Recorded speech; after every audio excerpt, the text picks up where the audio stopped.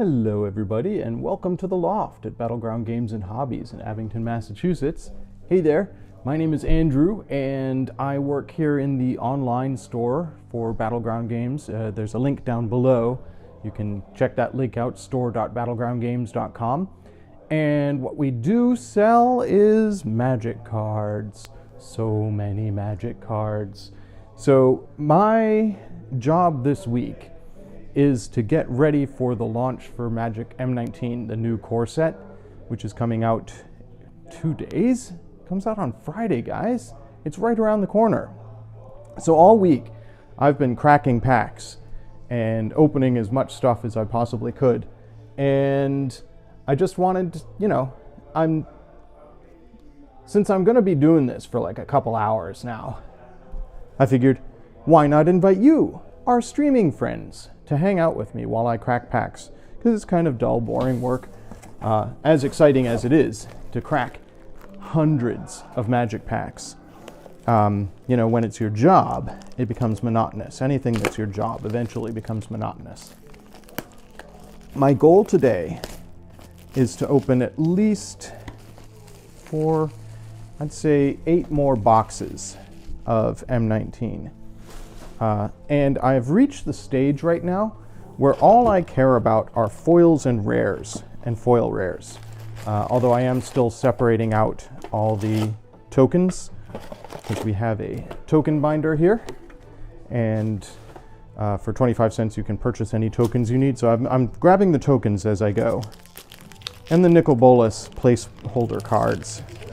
I don't know how many of those I really need. I mean, there's maybe 1 nickel bolus per case, so I don't know how many of those I need to hang on to, but I'm grabbing them all. So here's what I'm doing. I'm opening packs, I'm taking out all the commons and uncommons and throwing those aside. We make bulk boxes, so I'm going to be putting all those into bulk boxes later.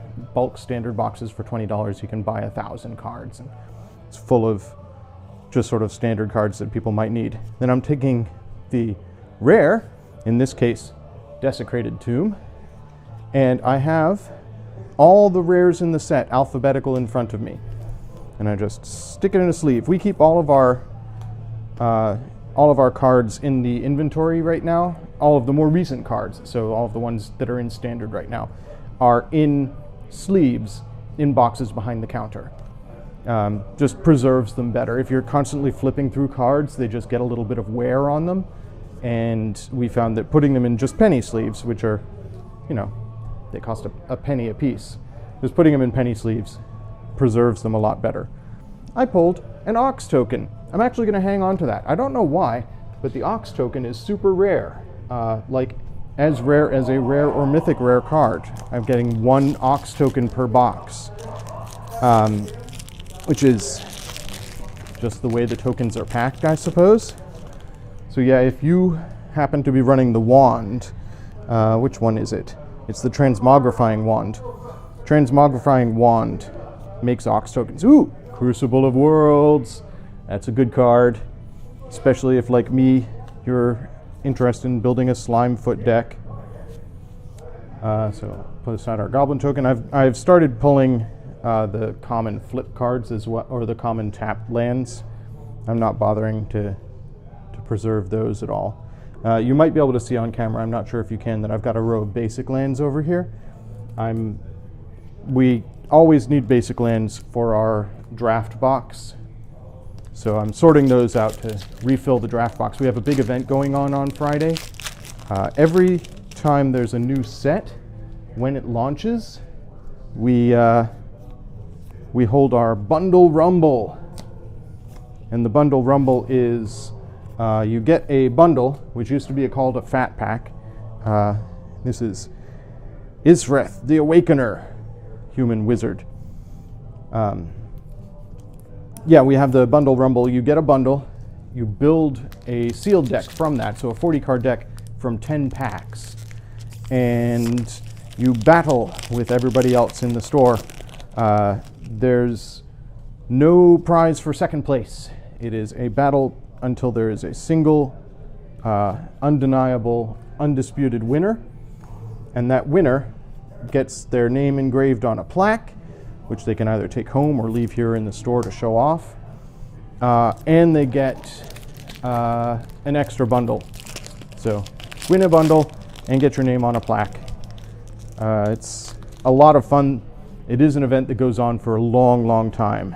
It rarely gets out before midnight because they have to play until there's an undisputed winner. So that takes a while. This one has an Apex of Power in it. Alpine Apex.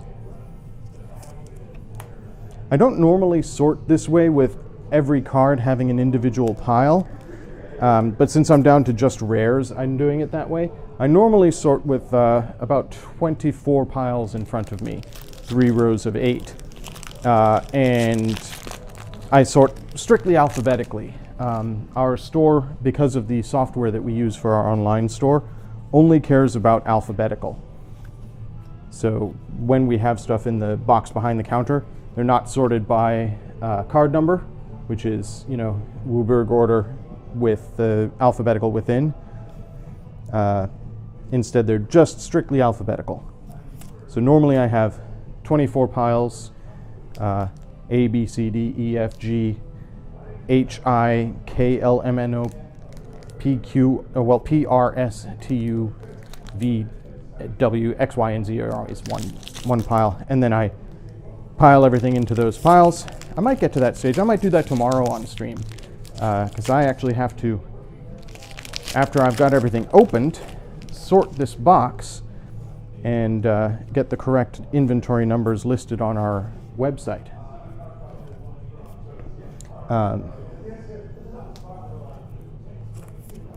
But for today, I do actually have one pile for every rare and mythic rare in M19, and I'm just putting them into their respective piles because all I'm doing is pulling rares.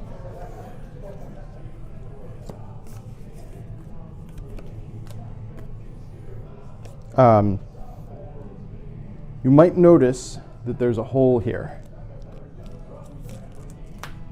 That is Dark Dweller Oracle. We have somebody who has pre-ordered 4 copies of Dark Dweller Oracle, and I've only opened 3 copies so far. So hopefully within the boxes that I'm opening today, I'll find one of those Dark Dweller Oracles, and hopefully more, so that we have some available to sell on Friday. So that's what I'm doing. Like I said, hang out with you guys. If anybody wants to join me, I have the chat up here. Suppose I should thank our new subscribers or new followers since our last stream, because we've got Amaranth Pink and Der Steps Wolf who have joined us as followers. So welcome, folks, if you're actually watching today. I don't know if anybody's watching. I don't have that count up. Ooh, got a foil out of this pack. Foil Siegebreaker Giant. It's an uncommon. Mentor of the Meek, very familiar to me. I used to run a lot of Boros decks back in the day, and Mentor of the Meek is handy in a Boros deck. Whenever another creature with power 2 or less enters the battlefield under your control, you may pay 1. If you do, draw a card. Card draw in white? Absolutely. Especially since it's only a 3 cost. I mean, it's 3 for a 2/2, but card draw, man. Handy. And hopefully you're going to have a lot of creatures entering in a good Boros deck. One thing that you definitely get to do when you're just cracking packs and making piles of cards is look at the cards and sort of dream a little bit. Like, what would I do with some of these cards? I'm not going to be playing in the Bundle Rumble this week because I'm going to be in... Hey guys! It's Nikki B, Big Nikki B, and his counter. That's interesting, that both came in the same pack. That's the second time that's happened, that Nicol Bolas has his flip card in the pack with him. I wonder if that always happens. If you want that Nicol Bolas card, order it now. Available for pre-order at store.battlegroundgames.com. What was I saying? Oh, dreaming. thinking about what I'm going to do. So, as I was saying, I'm not going to be playing in the Bundle Rumble because I'll be here up in the loft, and I will be playing in the our regular Friday night AFK stream. Because every Friday, for those of you who watch, we play a different board game on our stream at 7:30 p.m. Eastern. This Friday, we're going to be playing Sagrada, which is a gorgeous, gorgeous game of dice drafting. And a rare circumstance for our stream. It's actually a game that most of us have played before. We usually play games on stream that we've never touched, which is sort of our brand, you know, figuring stuff out as we go. But for this stream, we actually have played it. So I won't be playing in the Bundle Rumble. I will definitely buy a bundle if there are any available. We do sometimes run out of bundles because we have enough for a certain number of players, and if more people than that want to play, sometimes we have to crack packs for the extras. So hopefully I'll be able to get a bundle. I like to have the insert that has all the flavor in it. I've got all the inserts going back to M13, which is when Amanda and I got back into Magic. So I like to hang on to those.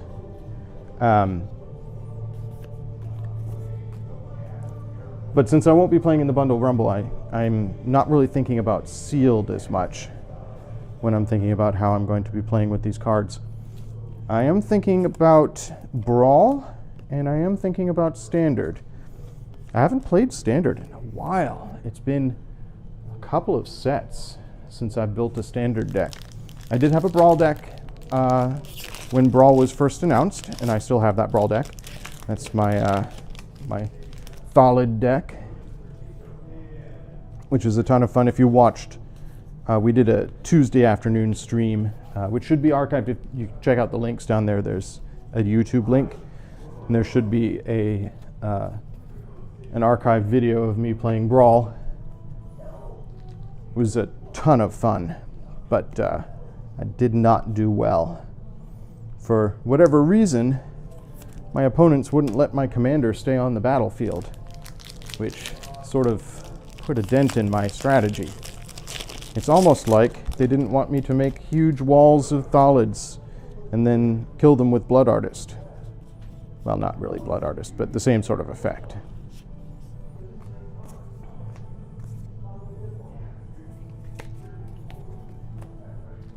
But I am beginning to think about Standard. The reason I'm thinking about Standard is, for anybody who knows me and my deck building proclivities, I tend to build decks that are built around tricks. I don't play to win, really. I play to have something cool happen during my match. I am definitely a Johnny type player, if you're familiar with Wizards archetypes. And I believe it's Johnny. Timmy is giant stompy creatures, and Johnny is tips and tricks. Anyhow, the decks that I most want to play after looking at these cards, I'm definitely going to try and build the Liliana's contract deck, because man, how could I not? It just calls out to be made. It's a card made for me. So Liliana's Contract, for those who haven't seen it yet, is one of those alt-win condition cards. The idea is, if at the beginning of your upkeep you control 4 or more demons with different names, you win the game. I believe there are 7 demons in Standard right now. So it should theoretically be possible to build a deck that gets 4 different demons out onto the battlefield, and then pop that out, and if it lasts until your next upkeep, which is a big if, obviously people are going to have naturalizes and ways to remove it, but if it lasts until your next upkeep and you still have all 4 demons out, you win! Congratulations! You don't have to do anything else. It's just an alt-win con. I actually, a while ago, was building a Alt-WinCon EDH deck, commander deck, that was all based around different alternative ways to win. Maze's End, the cat that lets you win if you gain enough life, all those sorts of fun things. I never got it fully constructed, but I'm a little closer now. I think I mentioned way back at the beginning of this stream that I have a Gitrog monster deck. Did I mention that? I've started the construction of a Gitrog monster deck. And I actually do have a Scapeshift at home. I have a Lorwyn Scapeshift, or is it Shadowmoor? I can't remember. But, you know, the original printing of Scapeshift. And I paid like $60 for that because it's sort of a must-have if you're building a Gitrog deck. I'm still super excited that it's being reprinted. I'm also super excited that Crucible of Worlds has been reprinted. I do not, as far as I know, I do not have a Crucible of Worlds, so strong possibility that I'll open one this weekend for my personal collection. I'm going to be buying 2 boxes of M19, one of which I will leave uncracked because I have a personal vault where I have unopened boxes of Magic cards. So I'll keep one uncracked, and I will open one on Friday. Actually, I'll probably give it to Amanda so that Amanda can open it on Friday, because she hasn't gotten to do what I'm doing right now, which is, like I said, opening hundreds and hundreds of Magic cards. Anyhow, out of that box and my bundle, I almost said fat pack, but it's a bundle, I should, hopefully, maybe possibly, get a Crucible of Worlds. If not, I can buy one from the store. Or I can keep buying boxes until I get one. I don't get to draft as much as I used to. I used to draft every Friday. But since I've been doing the Friday night stream, I can't draft in the Friday night draft. And I'm usually too tired. We have a Saturday evening draft in Abington, Saturday at 7:30 every week. But I work the Saturday opening shift, so by the time 7:30 rolls around on a Saturday, I'm usually pretty wiped and don't have the brain power or energy for a draft. But I miss drafting. I should do some more drafting, and that's another great way to collect cards. The reason that I have like 3 Snapcasters and many of the more desirable cards that I have is that I used to draft every single Friday. Sort of how I came to be at Battleground, so to speak. I got back into Magic with my wife, like I said, back when M13 was out, so in the middle of Innistrad. We bought a box of Innistrad, and we bought a box of Dark Ascension, and we cracked those boxes and, you know, sort of started building standard decks for ourselves, and wanted a place where we could go play with Magic cards. And so we looked on the Wizard site, and the closest place we could, oh, that's that Dark Dweller Oracle that I'm looking for. We've got our playset of that for the person who pre-ordered it. Good. Making progress, guys. But yeah, we looked on Wizard's site to find a place that had Friday Night Magic, and the place that we found was Battleground, back in our old location. So we called up the store and said, hey, do you guys have Friday Night Magic? And they were like, well, yeah, of course. And we were like, okay, can we come? And they were like, yes, please come. I got a foil Goreclaw. Pretty.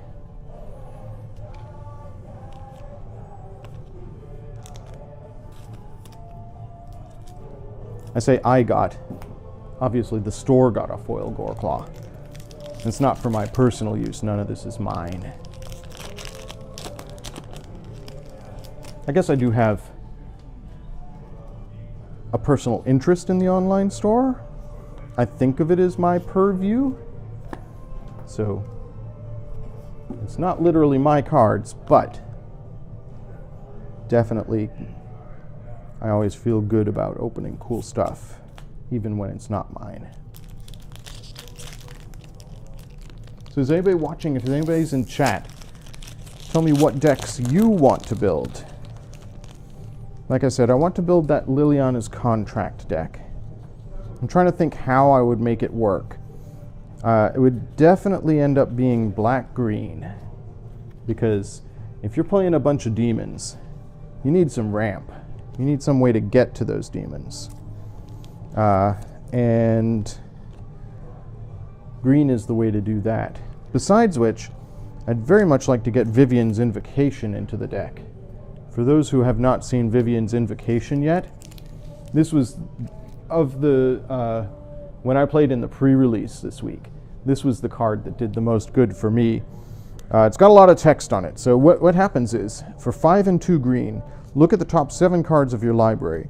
You may put a creature card from among them onto the battlefield. So it comes straight, blam, out onto the battlefield at sorcery speed. Put the rest on the bottom of your library in a random order. When a creature is put onto the battlefield this way, it deals damage equal to its power to target a creature an opponent controls. So not only do you get potentially an enormous creature for free, but it eats something when it comes out. Super handy. So I feel like that should be part of a demon summoning deck. If you've got a bunch of demons in your deck, odds are when you look at those top 7 cards, you'll find a good demon, and then you just throw it out onto the battlefield. It eats something. Usually something happens as well, because demons in general have a downside. For example, the demon in this set is Demon of Catastrophes. It's a 6/6 with flying and trample for 4, 2 and 2 black. That's pretty darn good, but it does have a minor downside. It's not that bad. As it enters the battlefield, as an additional cost to casting it, sacrifice a creature. So, that's only if you cast it. If you're bringing it out with Vivian's Invocation, no sacrifice necessary. You just get your flying 6/6, flying trample 6/6. Ooh, a Johnny. But if you're casting it from your hand, you have to sacrifice something, which is, who cares, right? You're sacrificing something to get a 6/6 on turn 4, potentially. That's worth it. Maybe you're sacrificing something to get a 6/6 on turn 3, because the thing you're sacrificing is a Llanowar Elves. So, heck yeah, I'm on board for that. So anyways, yeah, demons often have a downside, but they're worth it. So thinking about this potential deck, what do I need? I'm tempted to put Vivian, no, not Vivian. Who is it that gives you a token? Oh, it is Vivian that gives you an emblem. So Vivian's got a +1, a -3, and a -8. Her +1 is look at the top 4 cards of your library. You may reveal a creature or land and put it into your hand, put the rest on the bottom. So you're cycling through your deck. It's card draw for +1. That's great. The -8 is you get an emblem with creatures you control get +2/+2 and have vigilance, trample, and, this is the key part, indestructible. One of the weaknesses of a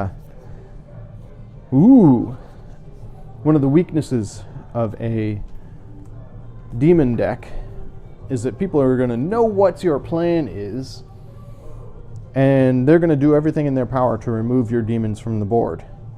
This, by the way, the reason I was oohing, that's a bone dragon. Yeah, I love the bone dragon. Not a demon. It's a creature dragon skeleton, but it can be cast from your graveyard. which is always cool.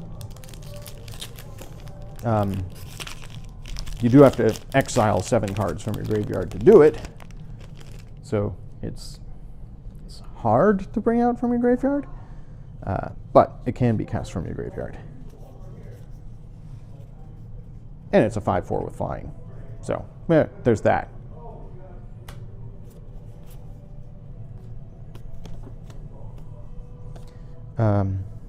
Anyways, yeah, maybe having indestructible demons is a good thing. What I really want is hexproof demons. I'll tell you, friends, that would get you there. All right, so I'm done with that box. Did anybody time me? I wasn't timing myself that time. I'm going about, well, before I was streaming, I was going about 15 minutes per box.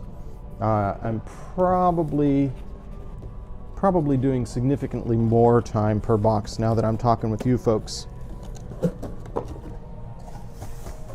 Like I said, I wanted to do 8 boxes, so 7 to go.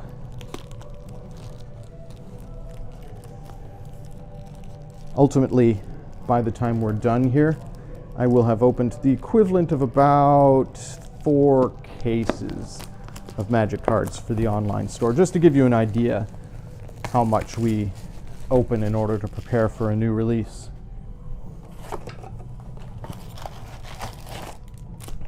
About 4 cases. If it's a one-person job, it's going to probably take about 2 to 3 shifts. 2 shifts to open them all, and a 3rd shift to sort them. Normally it's not a one-person job, but of late the online store is a little understaffed because it's 2 part-time staffers, myself and 1 other. Actually, I'm mostly full-time, but I work 3 shifts a week on the register. So those shifts, I can't be opening cards, although I can do a little bit of sorting and inventory maintenance from behind the register.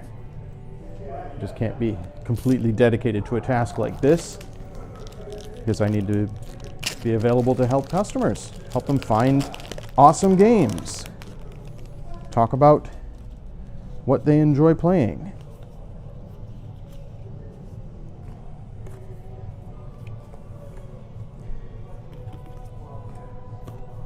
So I have to think about what else would I want to build. For the pre-release, I only got to play in 1 pre-release this year, or for this set. I often try and do 2, but my schedule just didn't fit with it. So I only got to play in 1 pre-release, which was the Sunday noon pre-release.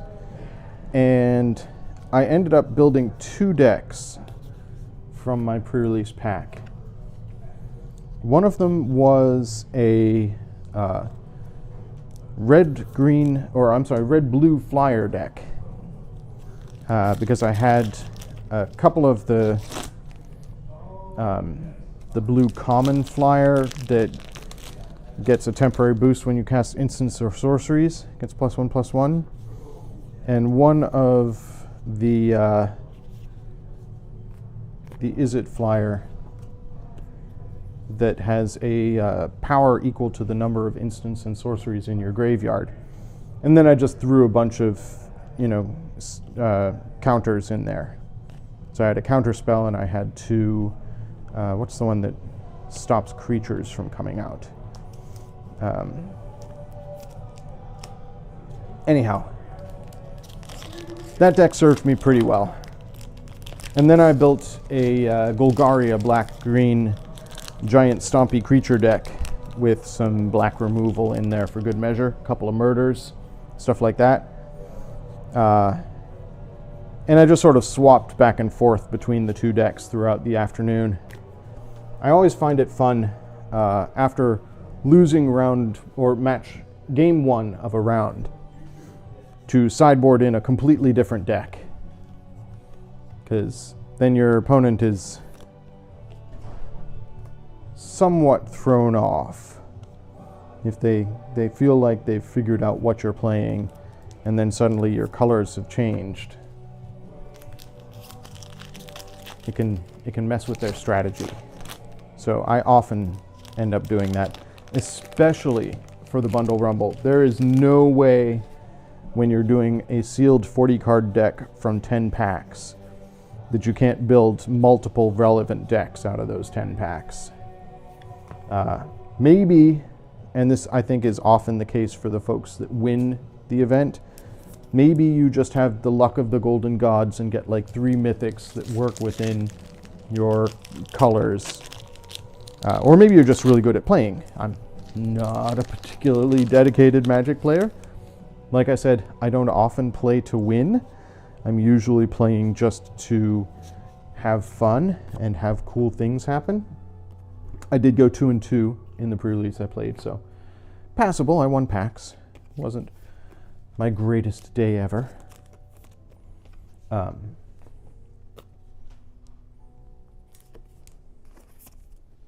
But yeah, if you're doing the Bundle Rumble, I feel like you're not required to, but I feel like you absolutely should have a couple of different decks. Of course, I've never stayed all the way through a Bundle Rumble, because I always have to work the next morning, and the Bundle Rumble often goes until midnight or later. And I'm not as resilient as once I was.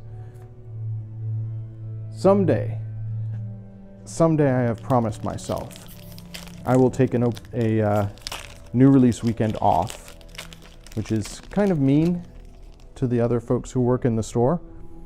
But someday I will take a new release weekend off and play in all 5 of the pre-release events. I feel like I owe it to myself, at least once in my life, to play 5 new release events in a single weekend. Just to say that I've done it.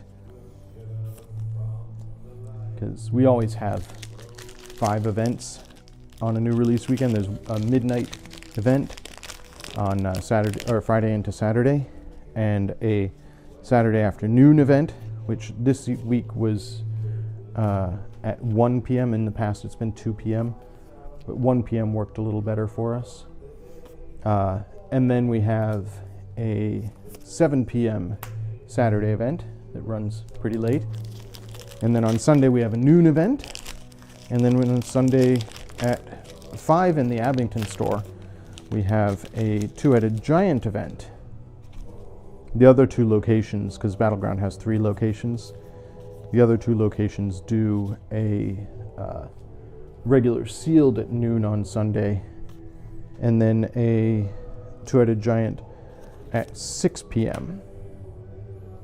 So I always say, in theory, if you're a big fan of 2-headed giant, which I am, you could play at the 2-headed giant at noon here, and if you drive carefully, you can probably make it to the 6 p.m. 2-headed giant in the other locations, either Saugus or Norton.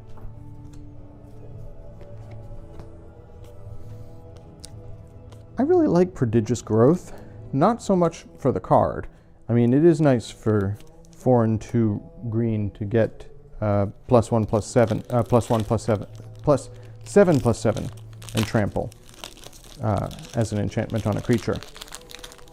But I like it most of all for the card art and the flavor text, because the flavor text is, look how cute it is now, and the card art is an ant towering above a forest. It is cute. It's adorable. Just went and saw the new Ant-Man and the Wasp movie on Monday, so I've seen some cute ants in the last couple of days.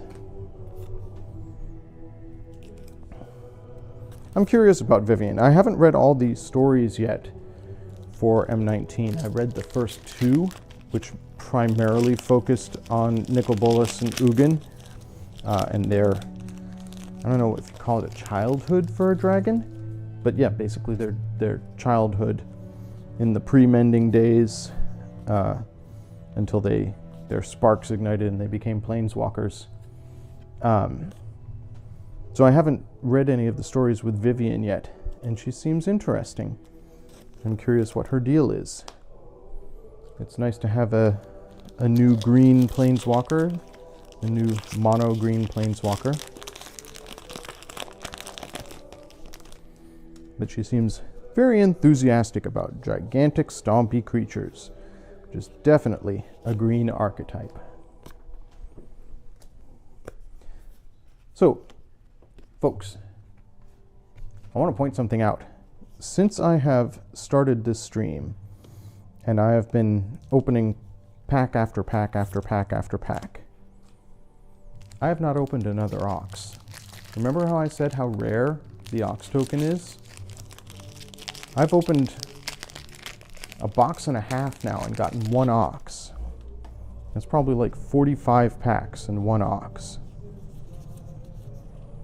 I'm not certain what's going on there, but I find that fascinating. I don't even know how incredibly useful that wand is, the transmogrifying wand. I guess it served me very well in the pre-release. In sealed format, in limited format, it's a super useful piece of removal. Get rid of a creature that is vexing you by just turning it into a 2/4 Ox. And you can do it 3 times. More if you've got some way to get more tokens or more counters onto your wand. So it certainly helped me.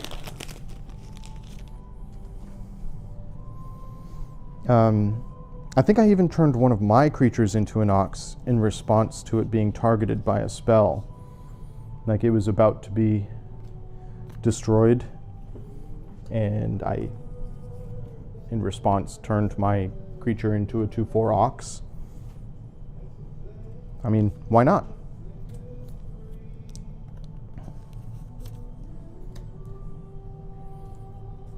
Anyhow, I need more oxen, because I have a transmogrifying wand at home, and I got no Ox tokens. I may have to buy some from the store.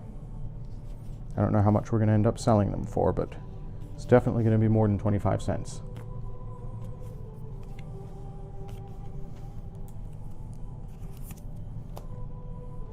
One thing I am not opening, you will obviously see, so I'm not opening any of the Planeswalker decks.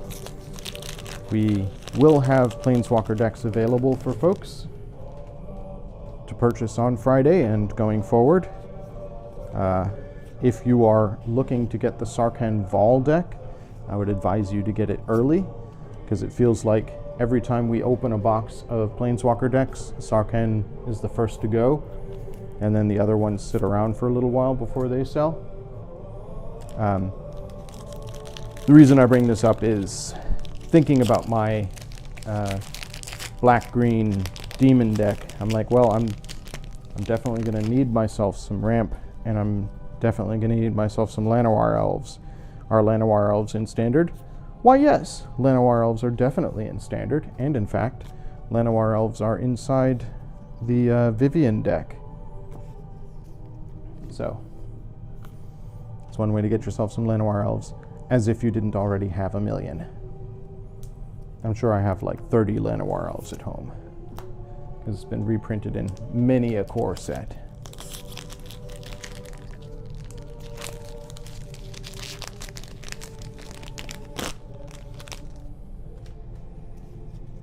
I must say, it's very quiet in chat. I keep glancing over to see what's going on in chat, and the answer is nothing. Nothing is going on in chat. I hope I'm not too boring, though. This is an Apex of Power. Ooh, another mythic.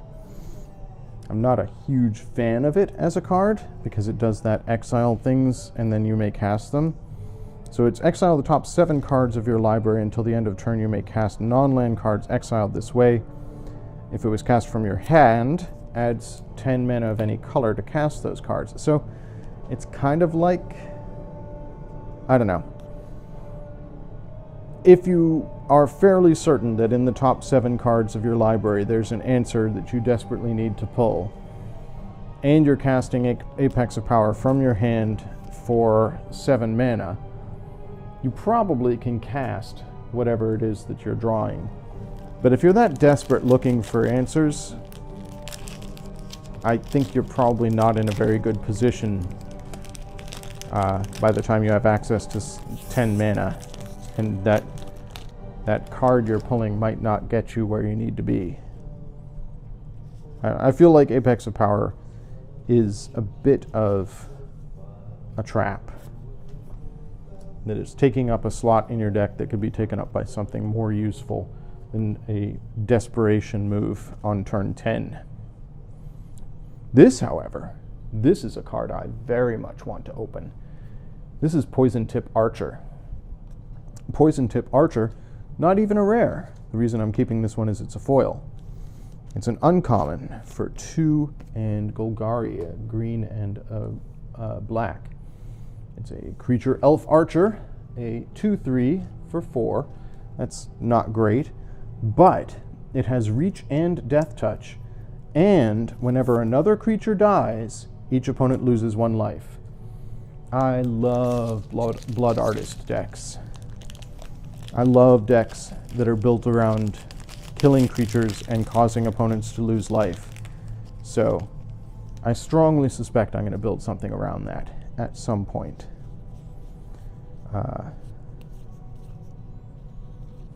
Indeed, I believe that's going to go into my my Thalid deck, because that makes a lot of Thalids and kills a lot of Thalids. So anything that allows me to cause more death when I start sacrificing my own creatures, that's handy. So yeah, death touch, reach, super handy. Like that would easily be a first pick for me in a draft, even though it's an uncommon. I feel like I could build a deck around that. Man, I miss drafting. Maybe I should do some Magic Online drafting, because that would be a way to get my drafting done. I could do some drafting tonight.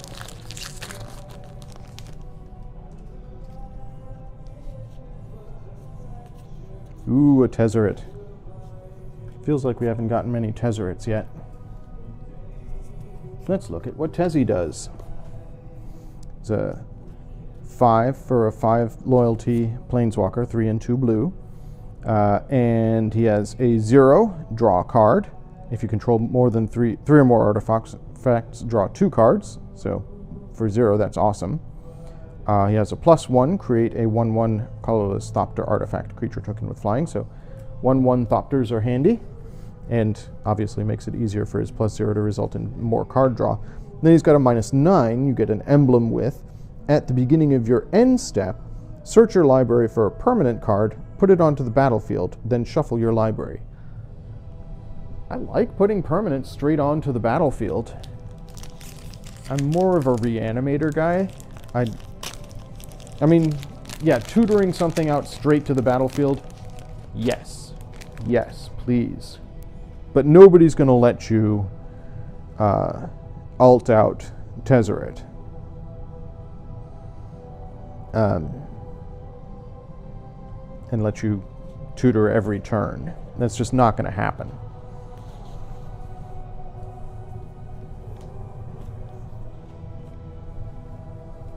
Still, a pretty good planeswalker.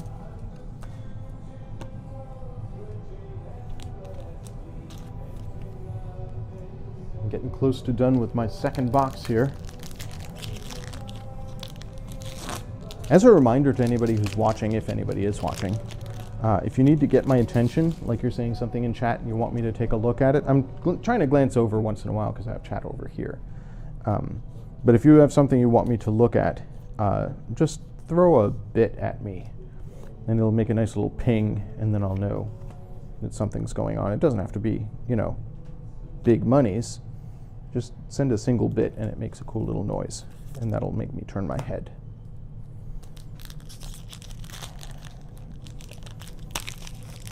Although I fully understand if you're participating in the Amazon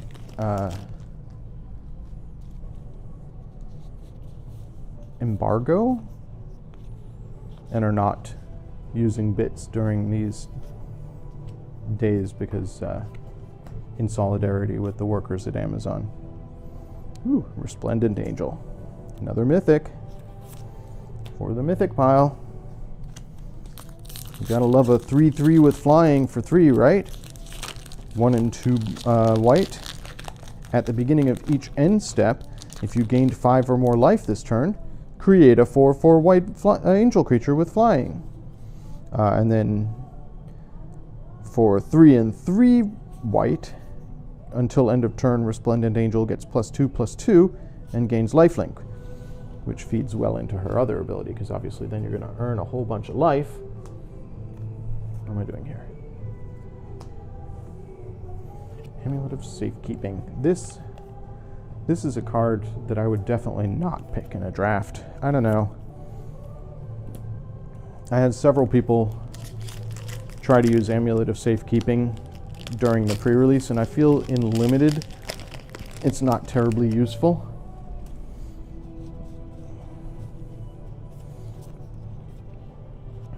Ooh, there's another Dark Dweller Oracle. Means we've got one available for sale now, atop of the playset that we've already sold.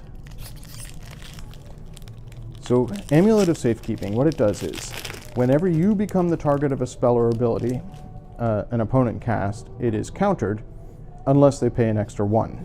So, that's helpful, I suppose. And then its other ability is creature tokens get -1/-0. It's a 2-cost artifact, so if you're playing a Artifact Matters deck, I suppose that helps to have more artifacts on the board. But just takes up space. Might be a sideboard card. Bring it in against a burn deck. Bring it in against a token deck, like goblins. But even against goblins, it's got limited power because there's so much stuff that pumps tokens now. There's that Demon of Catastrophes again. Got 4 more packs in this box.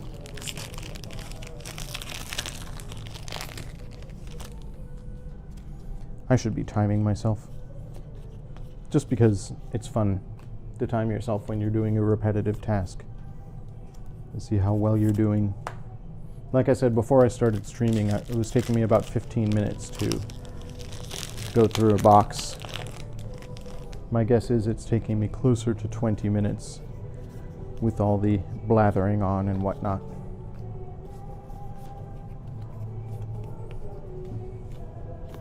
Dragon's Horde. There is so much dragon support in this set. I am super happy for dragon players.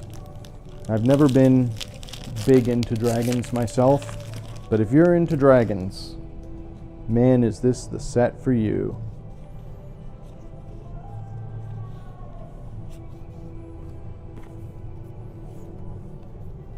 That's weird. 2 Dragon's Hordes in a row.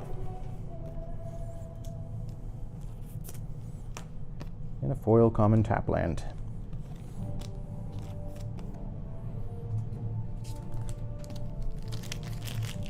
Last pack of this box.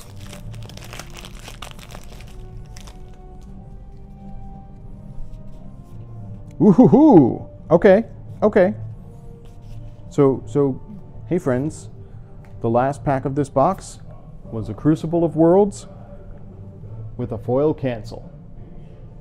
That's not bad at all. Good pack.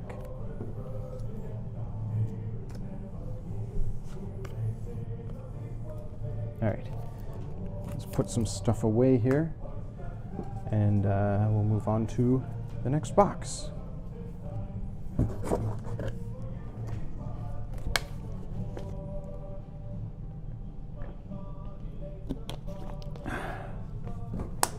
Thirsty work.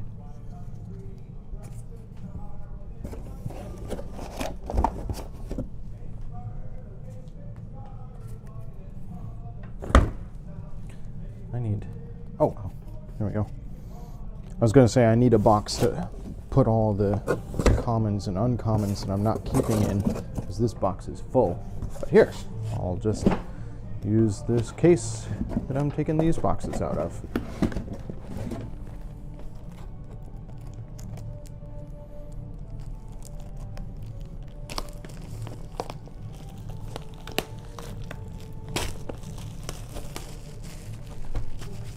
I definitely need a Crucible of Worlds.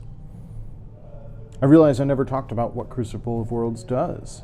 I kind of assumed. I mean, EDH players know. Modern players know. But maybe there's somebody watching this who is not an EDH or a modern player. So Crucible of Worlds is an artifact for 3 colorless. And it allows you to play land cards from your graveyard. As I said, very handy for a Gitrog deck. The Gitrog monster gives you card draw when you put a land in the graveyard from anywhere. So if you're using fetch lands, you can cycle them with the Crucible. Just pop them back out onto the battlefield and fetch again. Super useful.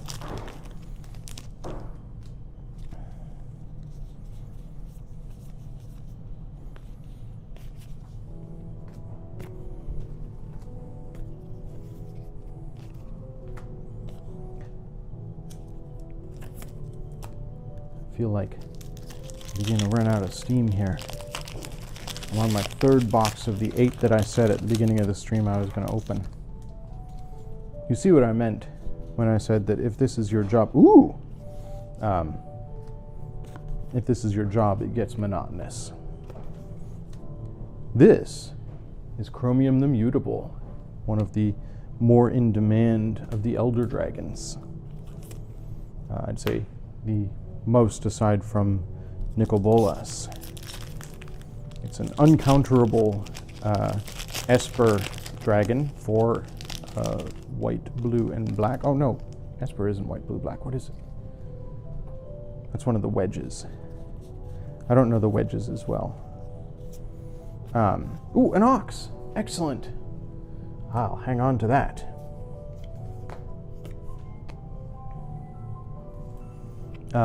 But yeah, Chromium's thing is it's a 7/7 flyer for 7. Not bad. That can't be countered, which again, not bad. And it has discard a card to basically give it Shroud, right? Or no, it gives it Hexproof. Discard a card until the end of turn. Chromium the Mutable becomes a human with base power and toughness of 1/1, loses all abilities and gains Hexproof. It can't be blocked. So you can get in for 1, but I think it's more useful to be able to discard a card in order to stop it from leaving the battlefield. So somebody targets your Chromium in response, you turn it into a human, and they can't target it anymore. Obviously they can still hit it with global effects and board wipes, but it makes it a lot harder to get it out of the way. Not quite as good as, what is it, Aetherling, where one of its abilities exiles it until the end of your turn, so it basically flickers itself out of existence. So in response to a board wipe or anything that would target it, you just bounce it out, and then it comes back at the end of the next, or at your next end step. Might be the next end step. I can't remember if it's your next end step or the next. I don't have Aetherling right in front of me.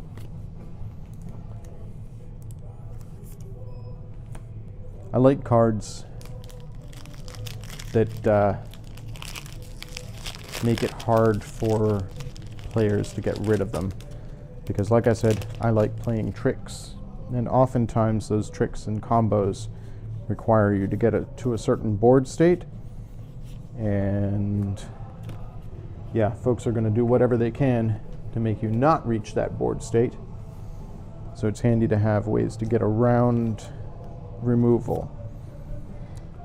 Got another Elder Dragon, Palladium Wars, the Ruiner.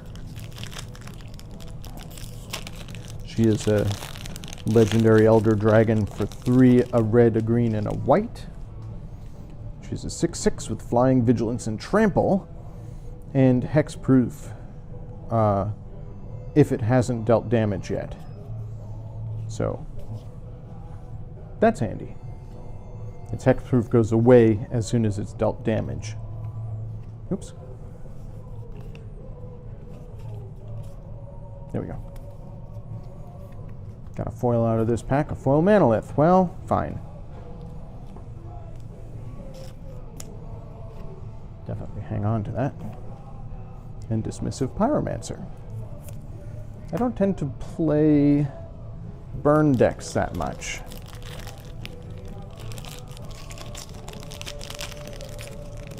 But I know folks are excited that Shock is back in circulation. It's certainly a very handy way to get rid of stuff. As long as that stuff doesn't have Indestructible or something like that.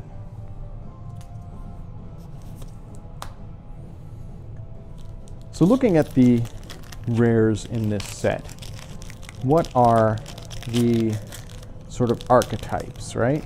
What are the things that you're going to be doing a lot in M19? Like I said, dragons are definitely an archetype. Dragon Tribal is super strong and will definitely be something that a lot of people build for. Mill is fairly strong. It's not reflected in the cards here because most of the mill stuff is in uncommon and common. But Millstone is reprinted, and there's a brutal blue spell that mills the crap out of your opponent. I can't remember what it is. But yeah, there's a lot of ways to mess with your opponent by getting rid of their deck. So that's viable.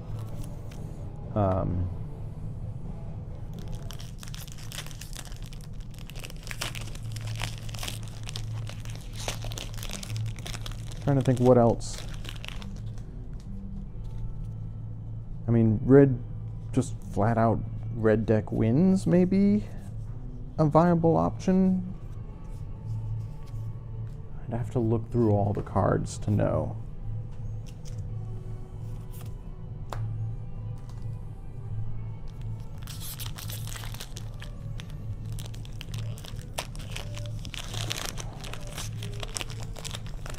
I'm curious about Isolate. Is that relevant? It's definitely a sideboard card. Isolate is for 1 white. Exile target permanent with converted mana cost 1.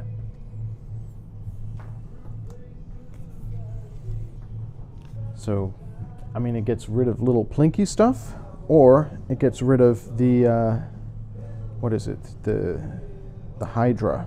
The hungry Hydra, because in any zone except for when it's being cast, the Hungering Hydra has a CMC of 1. I do have a Hungering Hydra. That was my bomb in my black-red deck that I built,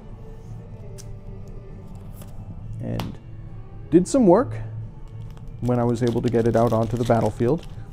I think I cast it as an 8/8.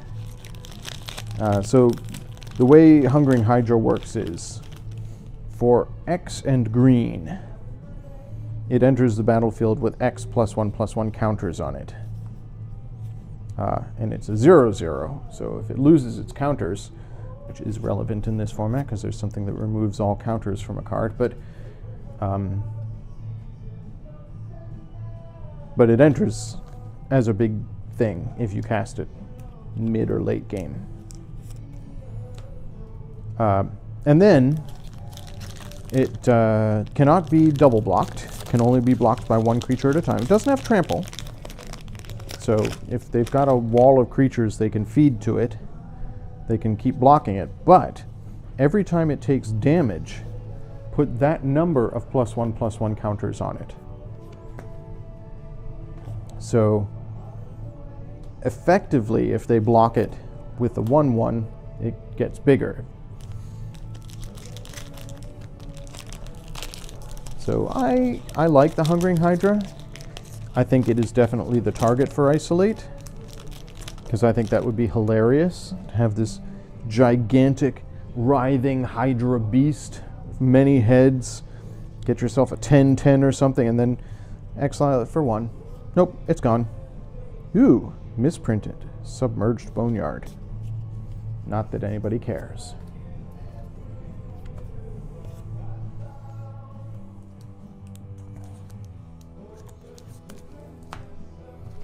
Can definitely tell I'm getting towards the stage where I'm done opening cards, because I'm beginning to get into the area where I've got more than 8 to 10 of some of the rares. It's usually a good sign that we've got enough cards to at least get us through the first week of a new release, because people will be able to buy whatever it is that they want. I do have a whole bunch of pre-release foils that I have to list as well, but that's something I can wait until the weekend to do. So if you're looking to buy dated stamped pre-release foils, they are not on our website yet. Well, they're listed on our website and we're buying them, but I don't have any available for purchase yet. They will be going up Friday. Possibly I'll come in early on Friday morning and list them all. I just didn't set them as pre-orders, so I can't list them until Friday, because then somebody might inadvertently purchase them or sell them too early, which wizards would frown upon. Palaka Worm. Classic.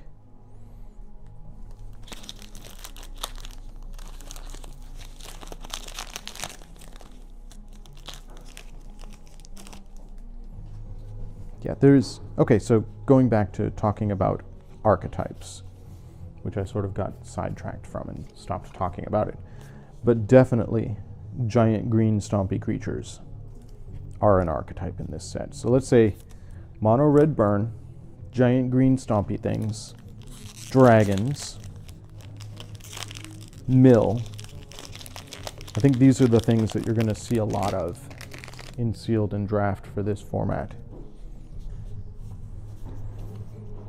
I am not a magic expert, but when you spend enough time with the cards, you begin to get a sense for these things.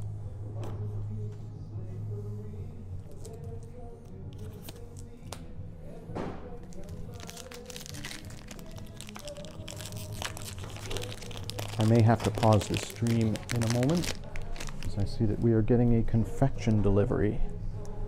Get more delicious warm sodas for all our wonderful players. Today is Wednesday, which means tonight is D&D night in Abington and Norton. So it is definitely the right time for us to get a large pile of confections in. Sadly, our Abington cooler is busted, which means we don't have cold sodas in Abington at the moment. I know that there's plans to get that repaired. I don't know if it's going to get repaired in time for the weekend. I hope it does, because warm soda on a warm day is not super refreshing.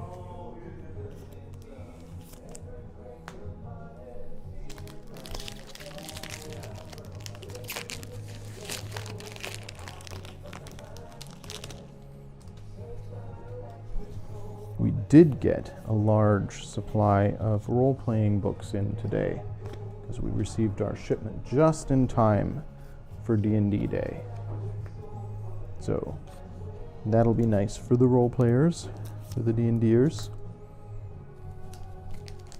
I'm really looking forward to the next RPG of the month, which is going on the 29th, I believe, of this month, where we go out to Norton and stream as Sam plays a different role-playing game every month. This month is Mouse Guard, which I have never gotten a chance to play, and actually looks like a lot of fun. Looks very cute.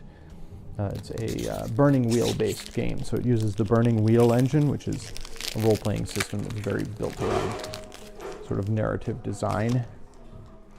And it's set in a world of intelligent medieval mice defending their homeland from, I don't know, hawks, things that attack mice, demons. It's one of those games that I've wanted to play for a while and just haven't had an opportunity. So it'll be fun. For the RPG of the month, I work as the engineer, so I will not be on camera. I'll be behind camera, running the stream, and working all the technology for it. But I'll be there, and I'll get to watch some folks play Mouse Guard. So that's awesome.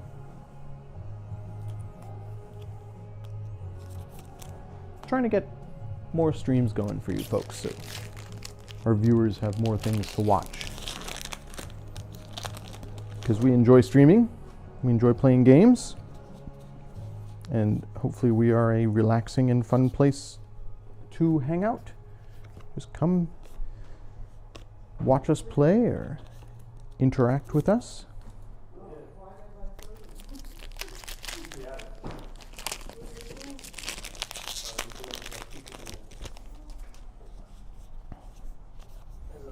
Another mentor of the meek.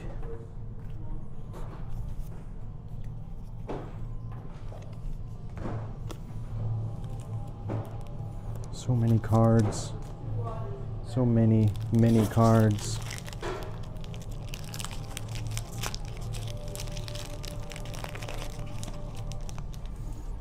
It's a little overwhelming sometimes, but also delightful.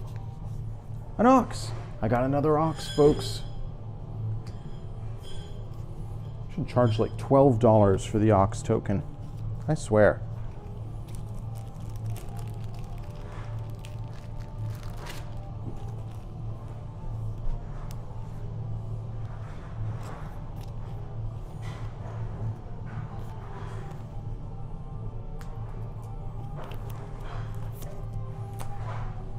Well, I'm getting close to the end of this box. I feel like when I get to the end of this box, I will stop the stream, but continue opening stuff.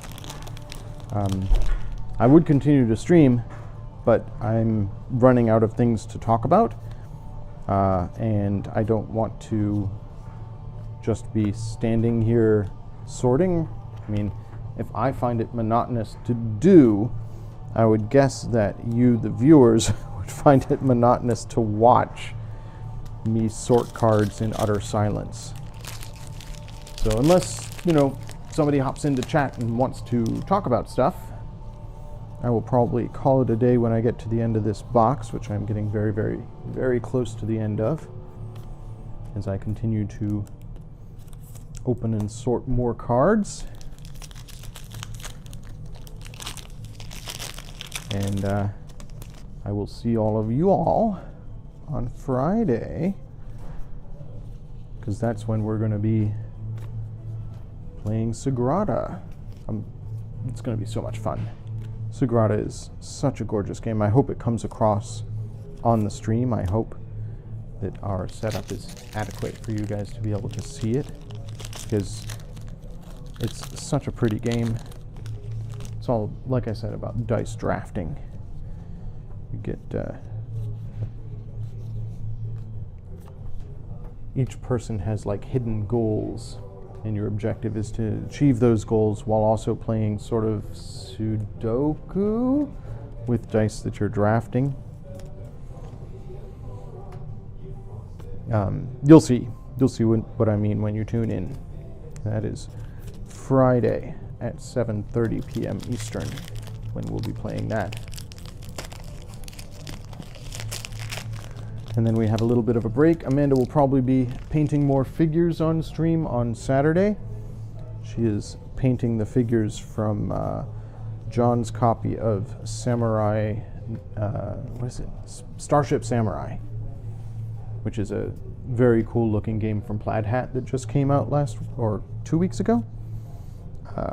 And has absolutely gorgeous miniatures. And if you've been watching our stream, you know how Amanda enjoys painting minis. Ooh, look at this. Foil Open the Graves. Zombies. Zombies is the other archetype. Man, are zombies powerful in M13. Because you've got Liliana, you've got Open the Graves, you've got all sorts of ways to mess around with zombies. You've got Izareth.